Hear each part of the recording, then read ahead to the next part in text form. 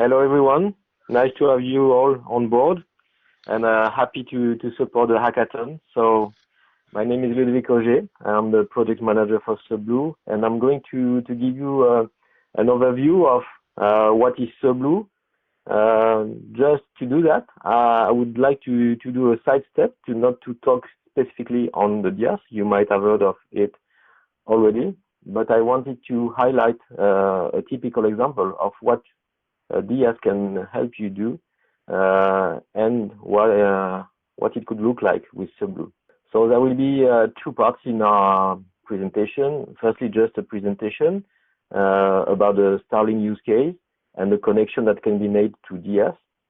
And then secondly, Diego Pozo, our operation manager, will do the presentation of Solu and give you more detail on how to use Solu.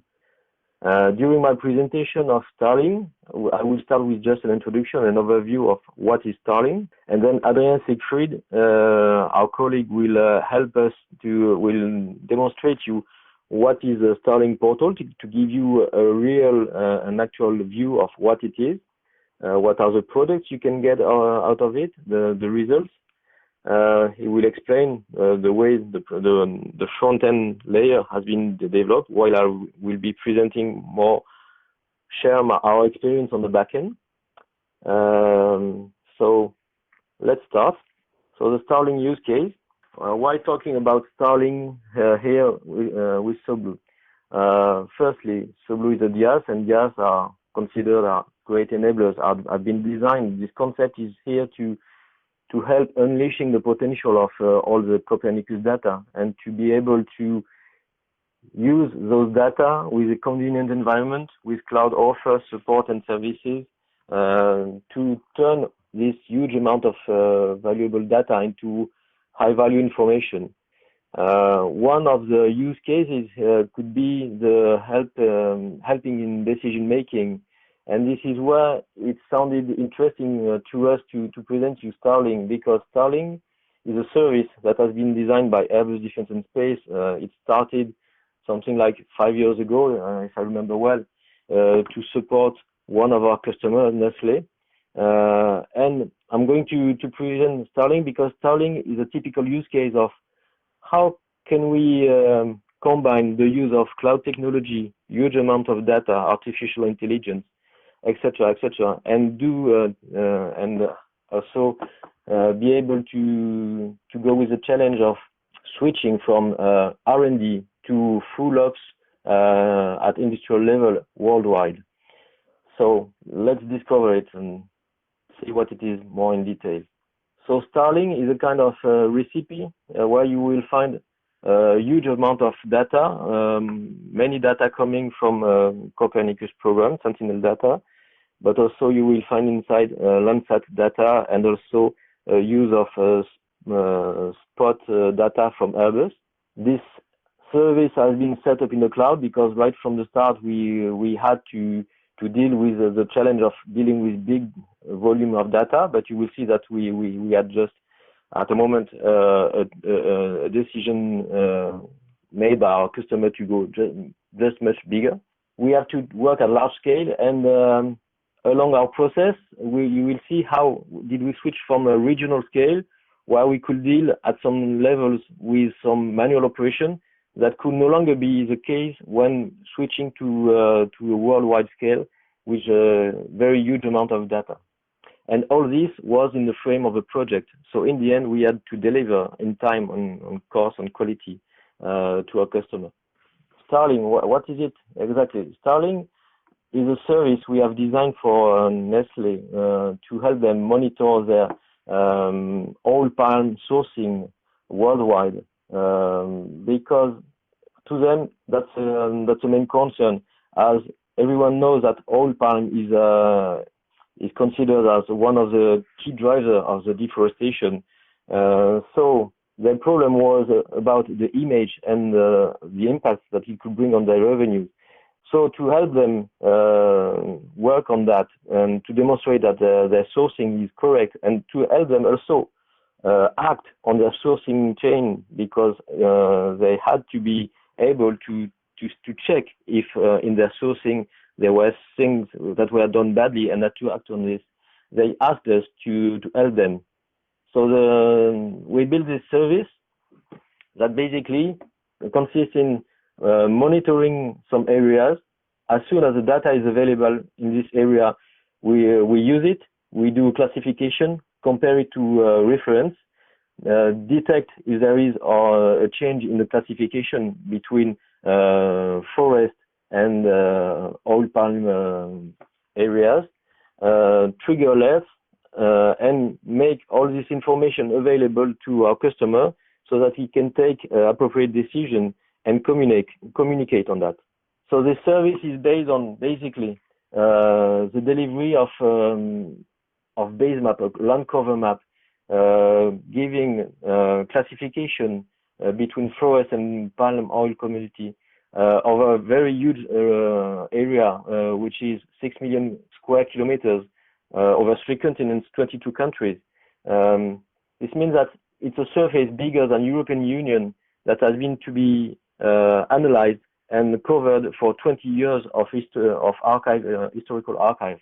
To do that, for sure, we cannot mash and digest all those information, all those tons of pixels into very high value information without having the help of artificial intelligence.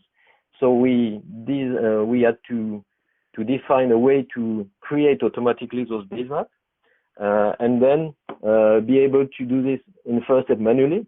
But when the ramp up came, we had to define a way to do it automatically. This is where artificial intelligence helps us and machine learning. The purpose of all this analysis is to deliver quarterly monitoring reports for the deforestation over all the region where our customer was sourcing his oil palm. So the idea was to have this data-driven approach. As soon as an imagery arrives, it triggers processing, comparison, and so that we could put all of this information in a big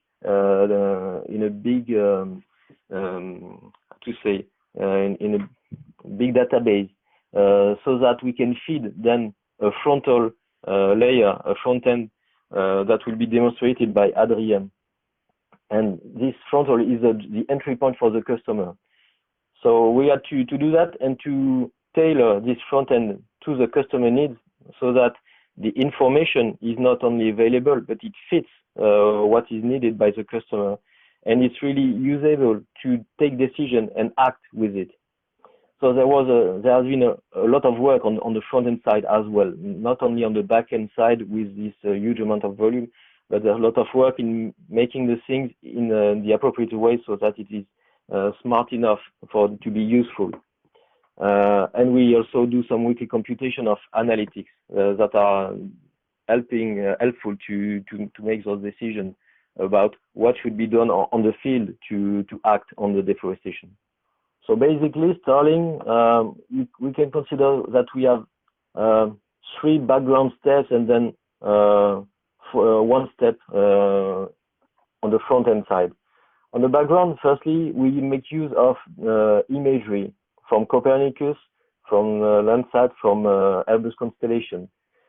With this imagery, we feed 2 processes. One is the base map, the automatic creation of a reference layer. The second one is the monitoring.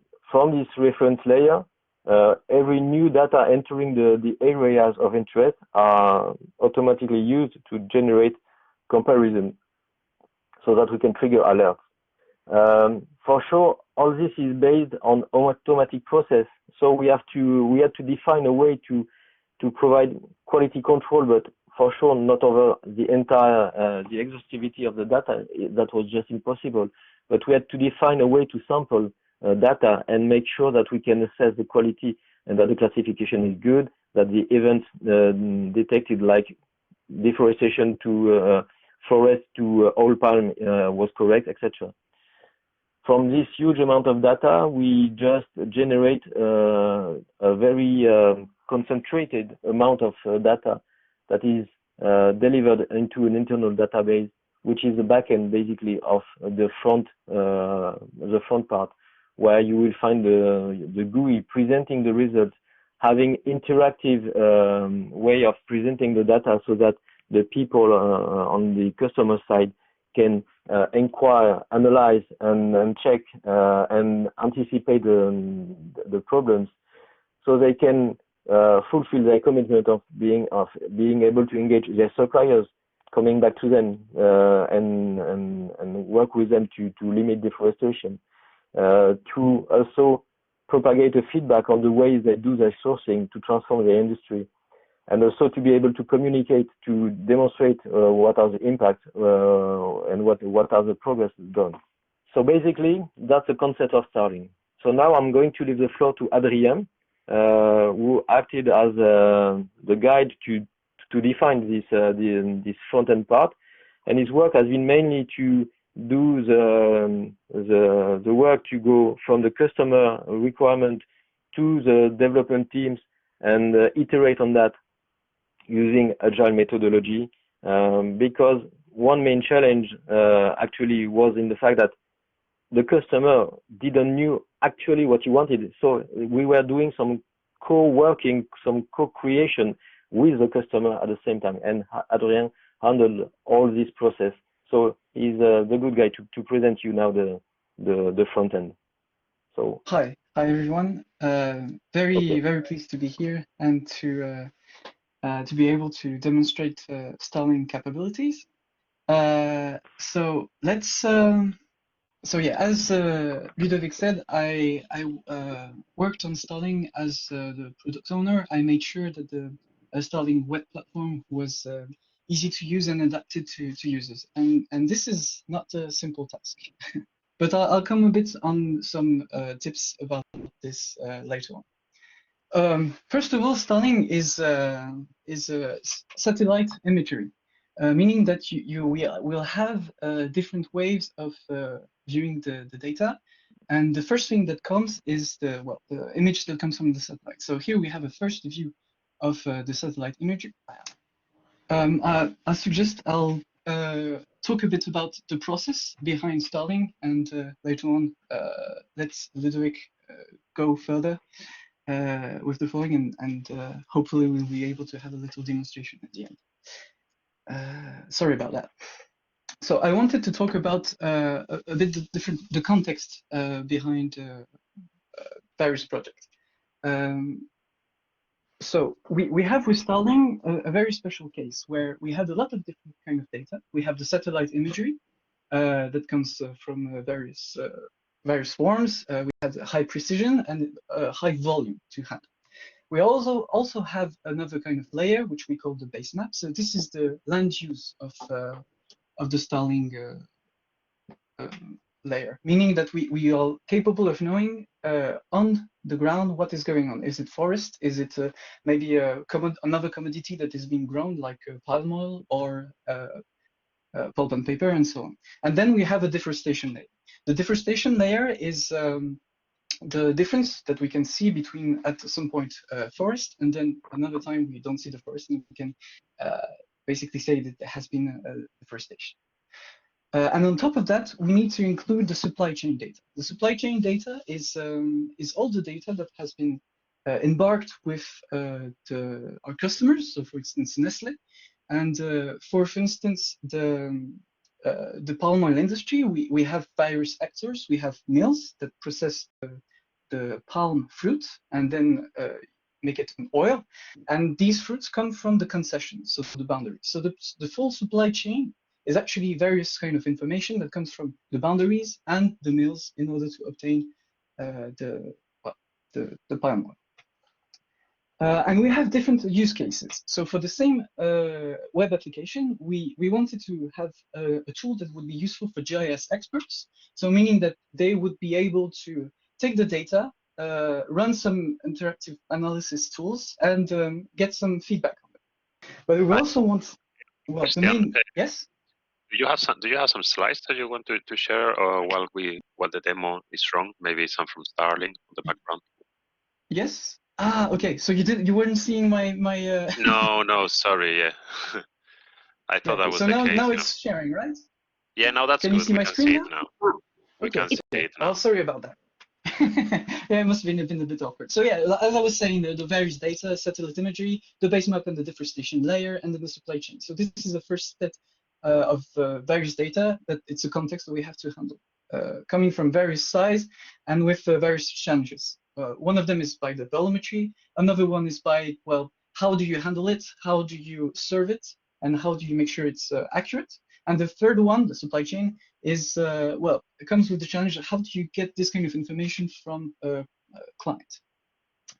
And then we want a tool that is adapted to different use cases. So meaning that we have GIS experts that want to interact with this, with the information and be able to extract the info and leverage it for something else.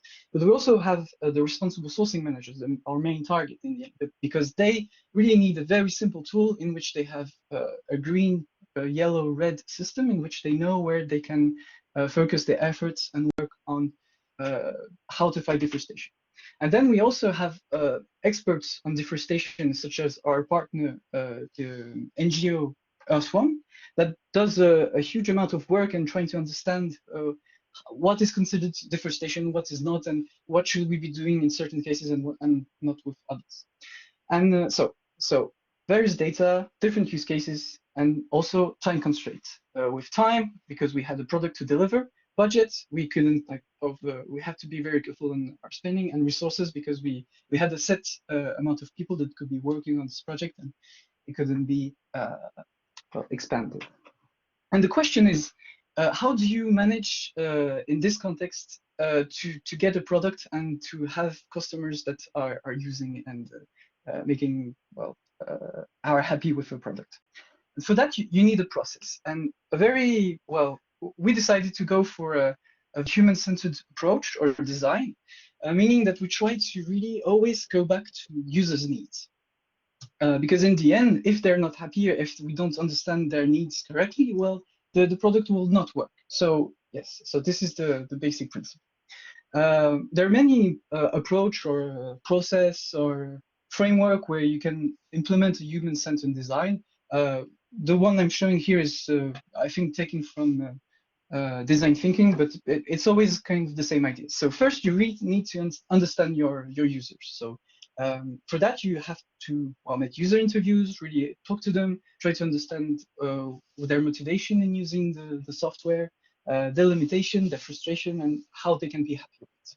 You also need to do contextual inquiry, meaning that you really need to make sure that you understand how they would use the system, but directly from the computer. You're behind them and you ask, okay, so what was your last test? What you were trying to do? And trying to understand really on a concrete scenario, what are they trying to do?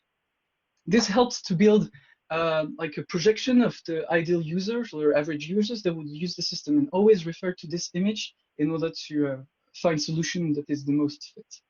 Then you need to define, because this is a lot about understanding and going in many different directions, but at some point you have to frame the challenges and to set, okay, this is what we're going to do with Starling and nothing else, just this about this. And for that you need the stakeholders and the people that are involved in, well, sharing the vision of what it is.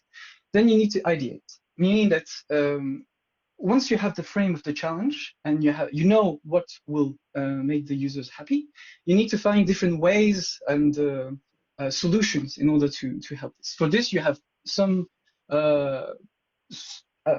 workshop that is how might we, so thinking about how could you improve this, how could you improve that. So it's just a small question answers with users. But mainly the main thing here is participatory design, meaning that you need to take the users with you in the design process and making sure that well, their ideas are getting inside the conception, the design space. This is very important. After that, you have your the solutions you want to build, and now you need to prototype them. And there's various ways of prototyping, because the prototyping is not the end product, it's just in between. And you have a very, let's say, low fidelity with interactive wireframes, meaning that you can click on certain areas and it will go through a kind of a scenario. And you can have high fidelity mockups, and both are prototypes that fits different use cases. But what we want to do with them is to actually test them in the end. So maybe at early stage, it's interesting to have interactive wireframes, meaning that you can visualize how the application might go between the various clicks, and then maybe going a bit further in the detail and having a very pixel perfect application. Finally, you need testing, because this is in the end what is the product is supposed to be. Is it like useful or not? And in order to do this, well, there's one method called design workflow. It's really simple. It's just putting the users in front of the web application and asking them to do the task you already analyzed in the empathize phase. Meaning, so you're asking them to run the task, and you just observe how is the web application responding to the user interaction. And this gives you a very interesting feedback loop, because then you will know if the design you've thought, the prototype you've built, is fit or not for the users.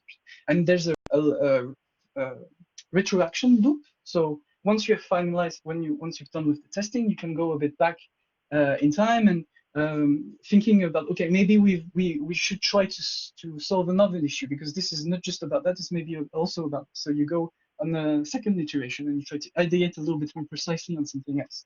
Then you prototype the specific solution, and then you go back again with testing, and then you're sure that you're building the right product. So this might be a bit tedious, but in the end, it's really knowing where you're going and taking all the steps in order to go. So let's go a bit concretely with the Starling use case. So we really started from nothing, and we had just a vague idea that there was a lot of data, a lot of use cases, and people wanted to use the platform.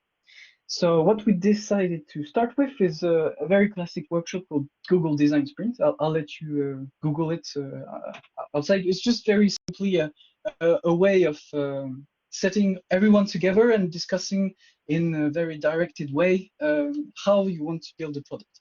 In the end of this design sprint, we managed to embark some users, and we have thought about two ways of presenting stuff, meaning that maybe there's one way where we just really focus on one area, so it would be the first one, and we have like key metrics that was a bit an overview, an overlook of the area. And another one that would be more map-centric, let's say. So we have still the map, and we have various ways of providing the information. And yeah, and we thought that these two solutions were maybe both interesting, but we wouldn't know which one would be better. But that's fine, because this is part of the process. You have a really cheap prototype, and now you just want to test it and knowing where you can go. So we went for testing. We did this with Ferrero, actually. And well, the feedback was like the first one was much appreciated because it was simpler, and it sounded like they fit really much their needs. So we thought, okay, let's go for that. So this is where you see the first release, which is the actual development of Starling. This is maybe the first version that has been released. And so we see that there was one area, and we have some key metrics, and we see the evolution, and yeah, we were happy with the results. But because we thought they were coming from an initial decision, we knew that we had to test, we had some answers, we tried to develop, and then we had the first version. We went to Nestle headquarters, and actually what they said is that it was not at all fitting their needs, because we completely missed the point of having a very scalable and much more interactive application. So it was a fail, and we had to go back a bit and rethink a bit our solution. And this is where we decided to go a bit more map-centric, as you can see in the final version, but still with some key metrics on the top. So this was the things that were appreciated, to have some analytics on the area and so on. And this is then the current state of Starling, meaning that we currently make some testing in order to make sure that we are fitting the user's needs. But yeah, it comes from very far away, where we really have no idea what we can do with this data. Had a first initial approach, thinking it was okay, trying it out, making user test it, understand that it was completely missing the point, and reconfigure it a bit, the application, and went for another version. And here it is, and yeah, and people are using it, and they can leverage really the data the way they want it in order to have to be able to find deforestation in, for instance, the palm oil industry. So this was a bit on the approach I would suggest when you would be involved in in building an application with different contexts, maybe a lot of data, many of use cases, well, try to figure out an approach where you have the user-centered and where you can involve it in the design space, and also, most importantly, in the testing, because this is where you know if the product fails or not.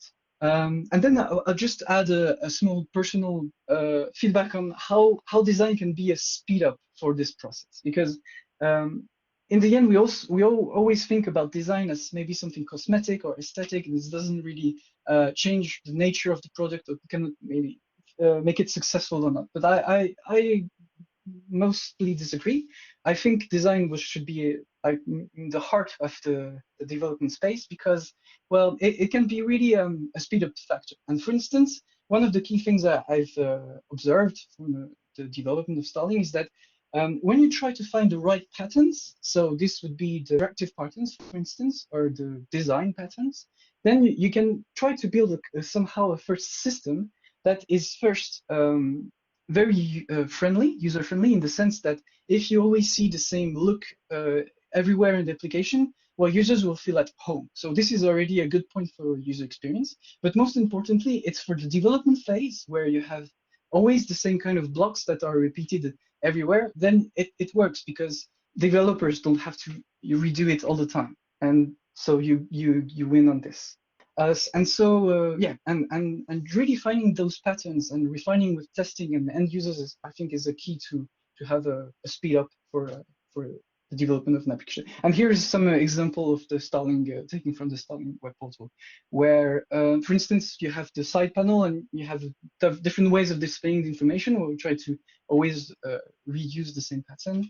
The same way for the map, we try to have to separate into two categories. Either it's more model, meaning that you're in a specific mode and you can do certain things, or it's really about tooling and you have another way of representing it, but always trying to follow the interaction between these two. And another one is about filtering. And for instance, when you search about something, we'll try to figure out one good way of doing it and always replicating it elsewhere. So these are very quick examples. So yeah, this is about the process behind Starling and mostly the UX part. I'm going to give then the floor to Ludovic, that will speak a bit more about the backend and how the data is being processed. Okay. Just, are you going to do the portal presentation right now, or at the end? At the end, I'll give you a small hand Okay. when I'm ready. Okay. Okay. As soon as everyone is asleep, you present something more funny. Okay. Yes, I do that. Thanks. Okay. So let me switch to my presentation. Okay. So back on the slide, as I mentioned, the Starling project started with some R&D study more than 5 years ago now, just before 2017, as written here on the slide. And it started in the approach of how to check how can we monitor something on a regularly basis. And then we had this co-experimentation starting with NGOs and also with Nestle. So the first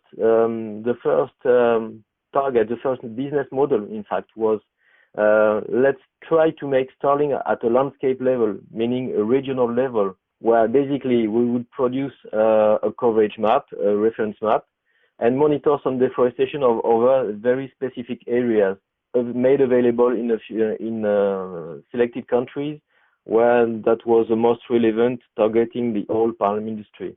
So we chose Indonesia and Malaysia. And we were offering different regions where to do this monitoring.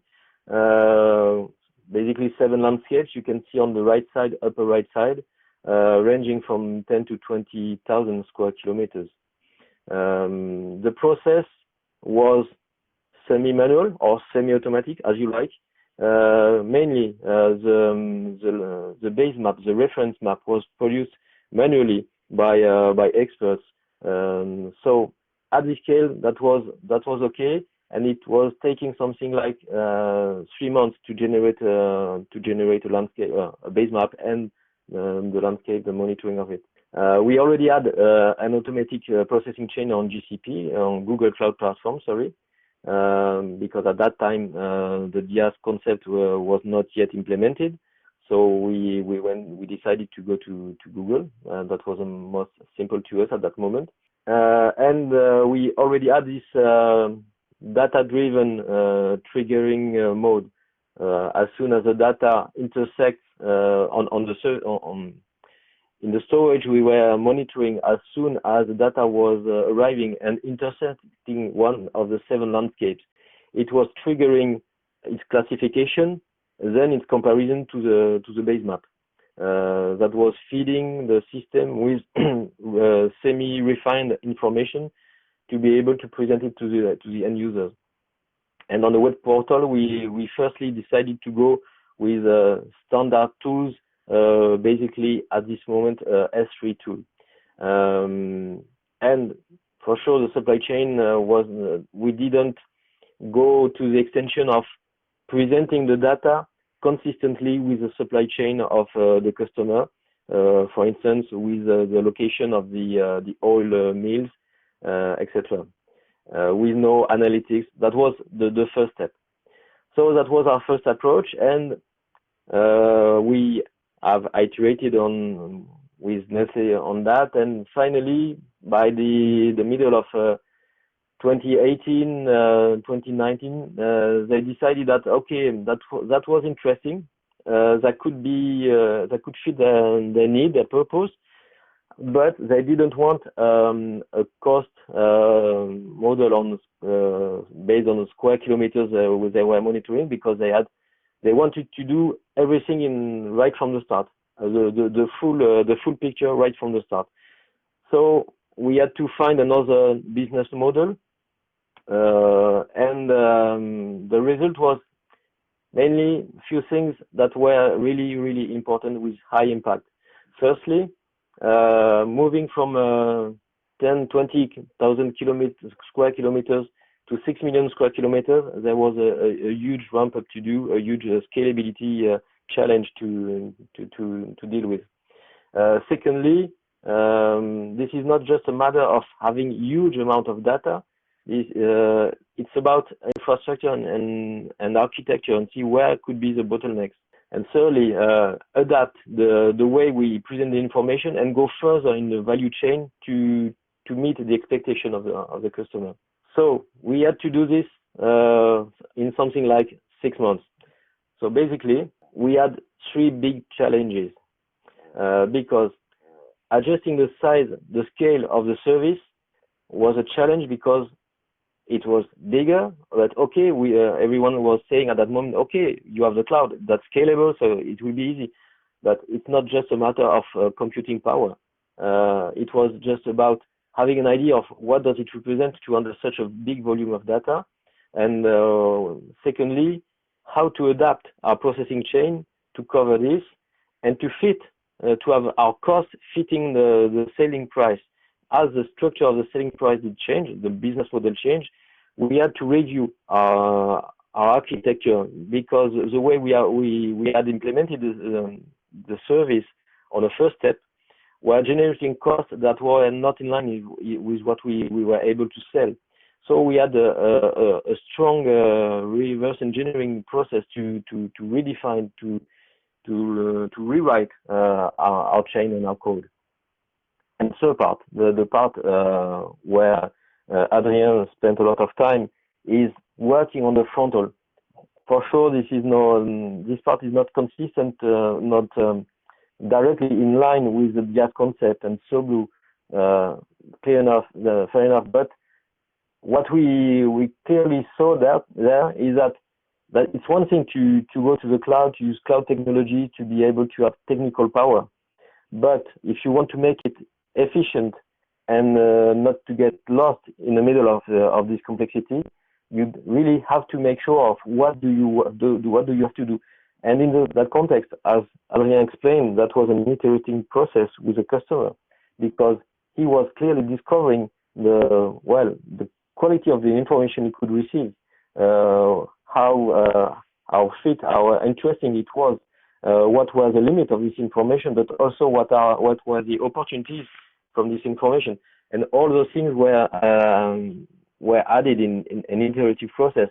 And if we hadn't firstly worked on the frontal part, really defining what the customer wanted, we would have spent so much time in doing again the rewriting of the code that would have been endless, and that would have been a failure. So basically, the impacts were on first point, how to go to multiply the number of pixels we have to handle by something like more than 1,000. How does it fit into our two chains, the base map generation process and the monitoring process? How to make it automatical, because at the moment, base map made manually were no longer an issue. Thirdly, about the control, the quality control, we couldn't afford to have an exhaustive control strategy. So how to define a sampling strategy to make sure that we have quality without being overloaded. And finally, how to adapt the front end. Yeah, so maybe coming back to the, yes? Yeah, if you, I'm ready whenever you are. So if you like, maybe it would be good that you present something now, so that the people will have something in mind, a picture, and then I will come back to the end of my presentation, if you like. So you should be able to see my screen now? Yes, yes. Yes, okay, great. Okay. So this is the Starling web portal, and we have a focus on the Southeast Asia, as there's mainly a lot of palm. So we have truncate all the provinces into small areas, which will be more easily, efficiently processed. So yeah, this is why we have some landscape. This is how we call them. And the first thing we're working on is to have a satellite imagery in order to, well, present the situation of the ground. And we do it by providing relatively accurate or precise satellite imagery. So these are the first layer on which we add then the artificial intelligence processing in order to have two main products. One is the base map, which is a layer that illustrates the land use, meaning what is this land is doing. So for instance, we have green, more things that are forest, and yellow, it's corresponding to palm oil, for instance. And another one is the monitoring. And the monitoring matches the differences between the forest and the non-forest. So here, for instance, we can see that the deforestation is attacking a main forest land here. And we already can see from the satellite imagery that this is mainly palm oil. If we switch to the base map layer, we probably see this. We have this as well, a production of a commodity.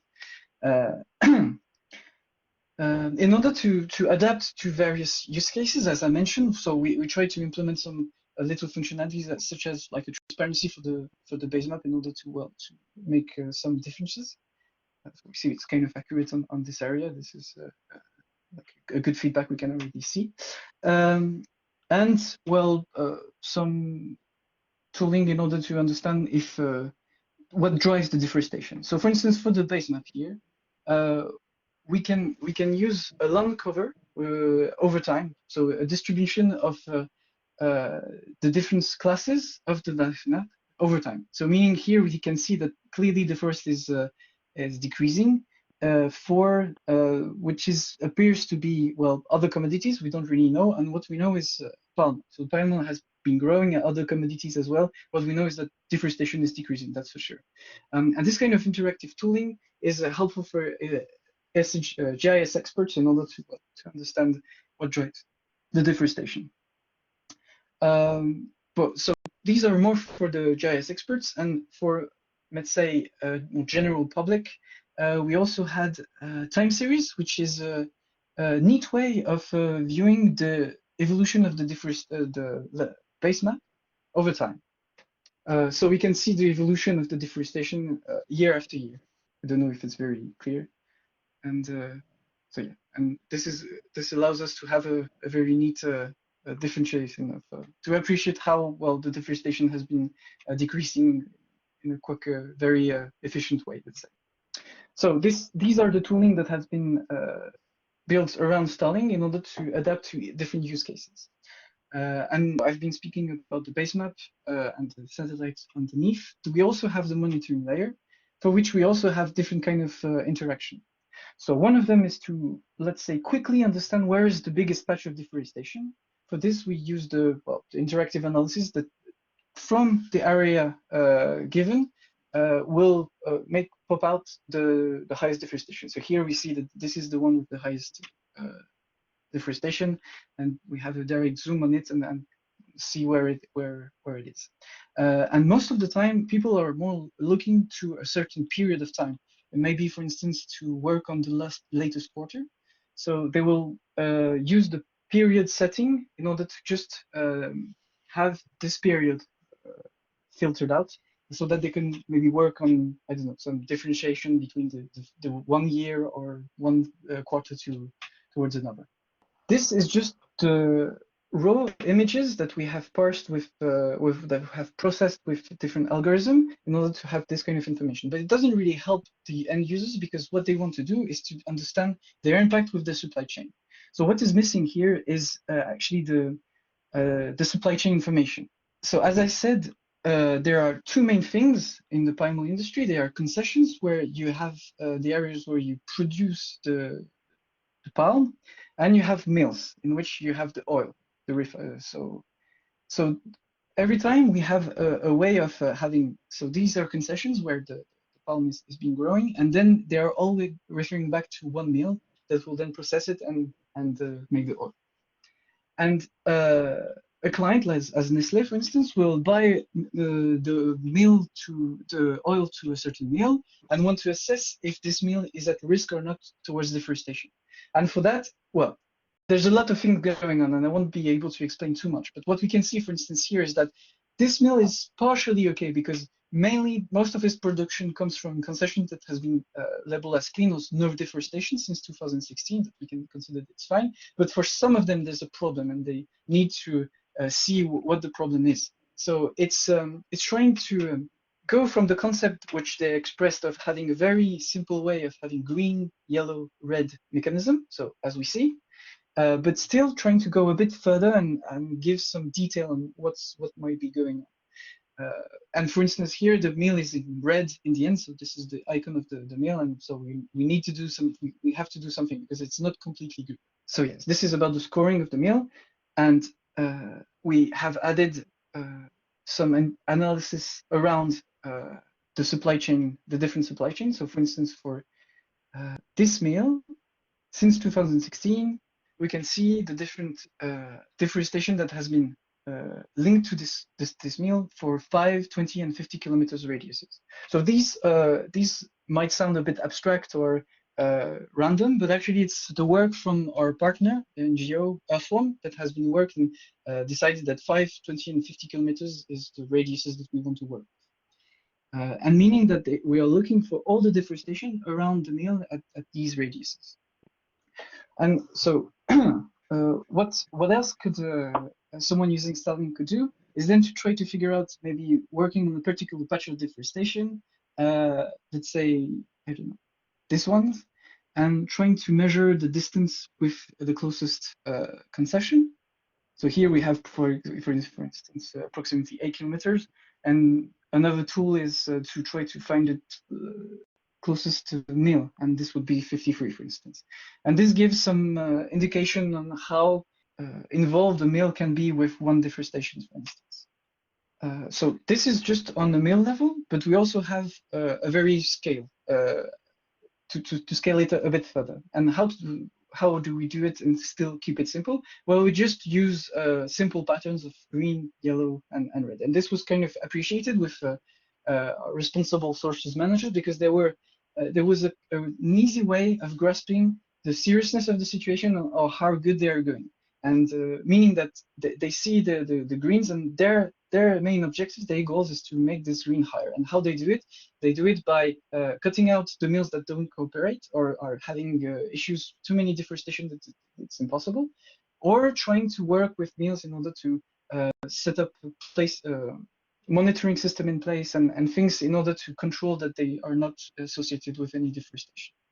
So this was a very local point of view. And another big challenge that we have faced with Starling is to always try to figure out the right scale of information.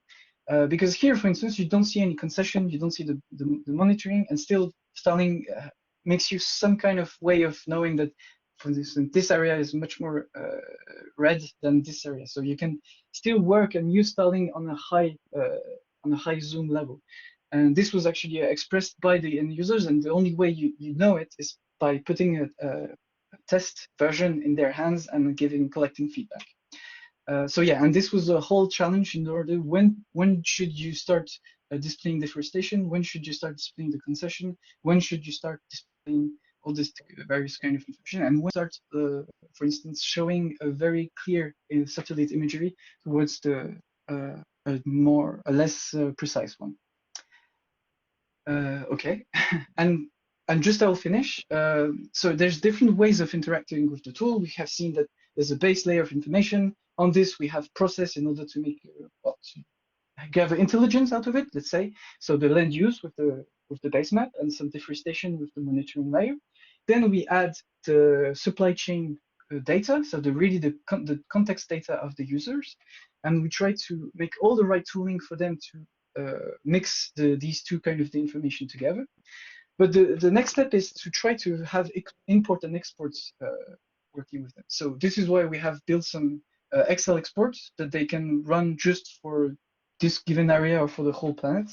And this is another way for them to work a bit offline from Starling, for instance. But they also have another kind of export that is directly from one meal, for instance, which matches actually their needs. They needed an export for one meal because, well, they're going to talk to the people involved with this meal, and they need a way of leverage. And this is given by an export where they're showing that this export PDF actually shows the area and with all the deforestation if you want to show them.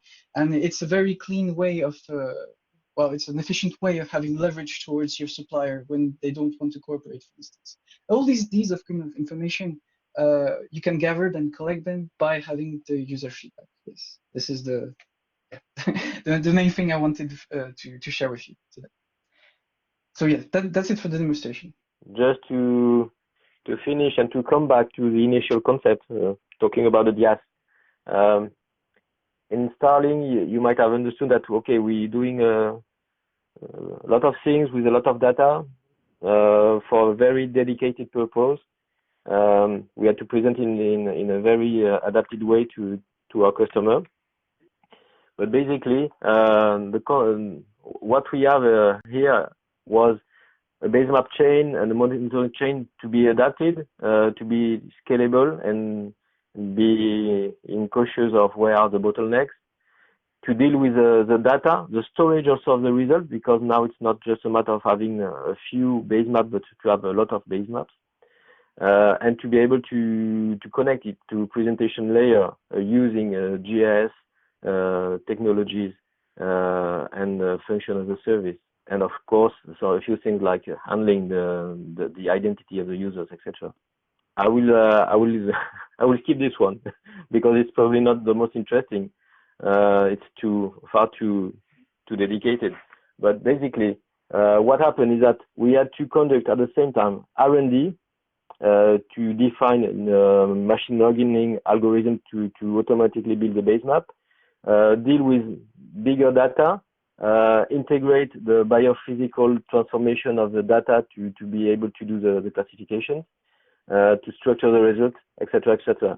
And then in parallel, we also had, because of the constraint of delay, we also had to be able to scale up everything, going from a few machines to clusters of 1,000 machines, 8 cores, so allowing to have something like 8,000 processing in parallel at the same time, to be dimensioned to fit something like 10 million square capacity, just a bit higher than what was requested. So there was a huge work of refactoring. Aside from this, we had two other challenges. To industrialize it, because the purpose was not to do a POC or to do a wide-scale demo. The purpose was to deliver to a very demanding customer quality analytics in a continuous way. And to him, it was clear that he didn't care that the data was coming from satellite, that it was complex to do, that was a big machine we could be proud of. They didn't care about that. They just wanted the results timely. And one last thing about the production, dealing with 6 million square kilometers, just for the figures, over 20 years on 22 countries over Asia, Africa, and South America. This represented nearly 500,000 satellite images, more than 2 petabytes of data to be stored. And if you put all the computing times one after the other, it's something like 186 years of processing time. So that was a huge and massive thing to do. I'm skipping this to go further. So basically, from this experience and coming back to the DIAS, the lessons learned was that we did the choice to design from the user, from the front end side, and that was a good guess. But we had to deal with new technologies, exploring time series analysis, artificial intelligence with machine learning, in parallel of ramping up on the operation and scaling up the system. So that one key thing was to have the right skills at the right moment, so to have the dedicated team to think of who would be the experts to have now on board at that moment about also GIS, this kind of thing. And as artificial intelligence is not just an end by itself, it's just a tool and it's not perfect. So we had to implement some supervision and quality validation process. The huge need was to be able to handle R&D and industrialization right just in the same pace. So how to make R&D and operation work together side by side and instantly. That was really the feedback. The lesson learned is that part was probably one of the most tricky, because people of R&D had their own environment, while the operation had their own environment with not even the same technical stack. So a lot of work on reworking on that. The lesson learned also is about the cloud. For sure, it's an amplifier. You can go 1,000 times faster, but when you miss something, it brings you problems maybe 10,000 times bigger. So the huge challenge was here to be able to start on small things and grow quickly and not lose this, and to be able also to redefine the way we did our architecture, because as the business model changed, the cost model underlying was not fitting, and we have to redesign a few things about that.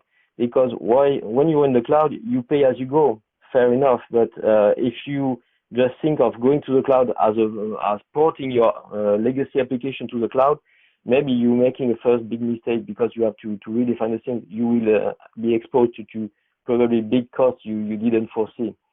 And for sure, in this context, being agile was a must-have, but it's not so easy also to be agile. It requires a lot of work, a lot of discipline among the teams. If we had to do this, so as I said, this started before the DIAS, before Solu. If we had to do this with Solu, what would it bring? Solu as a DIAS would bring an easier access to data. We wouldn't have to implement the data access layer. We would already have a catalog, storage, and we could access data at full scale, meaning that you don't use 10 or 100 images locally, work on it, and once you have to go to the full scale, download other images and do this. No, with the DIAS concept, you are able to do this right from the start at the full scale. With the cloud environment and the data close to each other, we have something very efficient for machine learning at a big scale. And aside from this, within the DIAS concept, you have all these concepts of having services and tools alongside with the cloud and the data. So this would be very useful for the R&D, because you could have the people from R&D working with Jupyter notebooks, using already present algorithm and pre-processing, being able to work at scale, as I said. And the very good point of that is having this technical stack predefined by the DS, you would be able to have the same technical stack for the operations. So it would have been so much easier to move from R&D to operation, because you wouldn't have to rework on the environment. You would have the same environment, just at another scale, and the people of operation could have concentrated on things very typical to operation, rather than being having to deal with oh my God, I don't have the good libraries, I don't have the good tools available. The one I can use for operation with some operation constraints are not the one that we're using R&D, which can consume a lot of time. And the scale up is eased by the JAS concept. So if we had to do this with Solu, I would say that could be that could help us save a lot of time. And just finally, as a wrapper, if you come to Solu, how could Solu help you in another context? Here we presented Starling, that's very dedicated to what Nestle asked for, the oil palm commodity sourcing. But we could imagine that you would have some needs, and you would have to work maybe at R&D scale in a lab, and want to one day put it at a full scale to operate a worldwide service, for instance. To do this, for sure, with the JAS concept, you would benefit, as I said, from the data and the services, the community, the tools. Everything is already present on the JAS. And alongside with the cloud offer, this is what we offer on Solu. We have a strong offer with all the flavors of machines you would like, all the technology you would like. But one thing typical to Solu compared to the other, an extension of the JAS concept on Solu, is that you will benefit also from the experience of our digital ecosystem at Airbus, because we have Solu, but we have also OneAtlas, which is our digital platform to deliver imagery and services about our commercial constellation for very high resolution, if it's a need for you. And you can benefit also from our colleagues from Up42, who are running a platform dedicated to developers and provide off-the-shelf computing blocks and images. So you don't have to worry about how to source the image, how to combine it to the computation, etc. You can design it very easily in a software as a service mode. And finally, one typical thing that we have is the experience. We have this know-how because of the experience of the 3 digital platforms, of the thematic services we have developed. For instance, Starling. We can help you defining, reassessing your architecture, or helping you to develop your use case, to grow it from the local or small scale or R&D scale, less technological readiness level to a higher one. We can help you in that. Also with our knowledge of the thematic expertise, like agriculture or forestry here, and environment, but also in maritime sustainable energies, or for mapping, because this is our core business. These are the reasons that could help you, make you like to use Solu, just beyond the use of cloud and Copernicus data, to be able to build something consistent in the end. If you need this, do not hesitate to contact us. You have my contact here. You have Diego's also email address. Feel free to ask any question about the presentation, about maybe your use case if you like, or about anything. We'll be happy to sync with you to help you. Thank you. Yeah, definitely. I think I'd just like to add something that you mentioned for Starling, how important it is the feedback, because at the end of the day, like, we're putting these tools out there for you guys to use it, to make the most of it. But if we don't hear the problems you're having, and if we don't hear the difficulties, it's very hard to make it better. And as Adrian was mentioning, like, the only way to improve the Starling platform was to, like, provide a beta and say, okay, does this work? Does this not work? How can we make it better? With Solu is the same, and we have evolved quite a lot in the 2 or 3 years that we've been operational. So it is something really important, and I just want to quickly address before the break the discussion on the chat, which is great. It's fantastic that there's this exchange and all these questions asked.